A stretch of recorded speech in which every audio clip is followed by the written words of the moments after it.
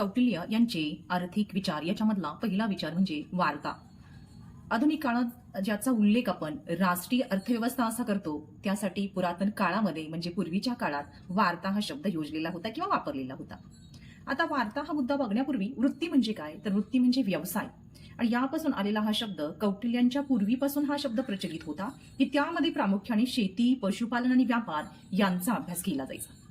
राजाला योग्य कारभारासाठी वार्ताविषयक ज्ञान असणं आवश्यक मानलं जायचं, कारण त्यामुळे राजाला स्वतःची आर्थिक शक्ती आणि सेना जी आहे ती वाढवता येत होते आणि शत्रूवर नियंत्रण ठेवणं सहज शक्य होतं.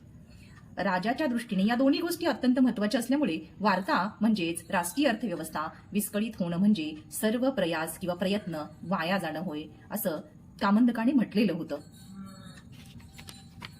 नेक्स्टला याच्यातच कौटिल्यांचं जे लिखाण आहे, या लिखाणातून मात्र आपल्याला वार्ता या शब्दाची जागा आहे ती खूप व्यापक अशा अर्थाने वापरलेली आहे. तो व्यापक असा किंवा व्यापक अर्थ असा की अर्थशास्त्र या शब्दानेच डायरेक्ट ती जागा घेतलेली आहे.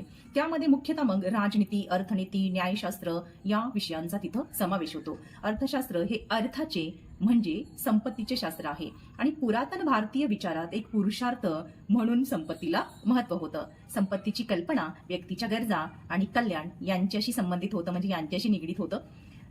तिचा संबंध केवळ भौतिक बाजूशी नाही. मग जसं की पाश्चिमात्य विचारात आपल्याला भौतिक बाजू दिसून येते, तसा इथं संबंध नाहीये. तर संपत्ती म्हणजे सुबत्ता आणि सामाजिक रचना टिकवण्यासाठी ती आवश्यक असते. परंतु संपत्ती हे साधन असून मोक्ष हे काय आहे, तर अंतिम उद्दिष्ट असतं. म्हणजे मोक्ष हेच काय असतं, अंतिम उद्दिष्ट असतं.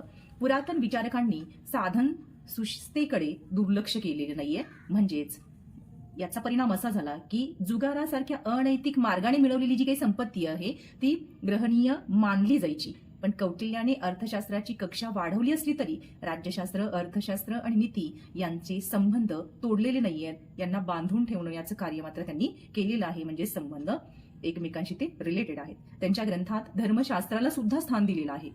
वार्ता या संकल्पनेमध्ये समाविष्ट असणारे जे काही घटक आहेत ते शेती, पशुसंवर्धन, व्यापार या तीन घटनांचा किंवा तीन घटकांचा समावेश वार्ता या संकल्पनेमध्ये होतो. म्हणजे वार्ता ही संकल्पना एवढी व्यापक आहे.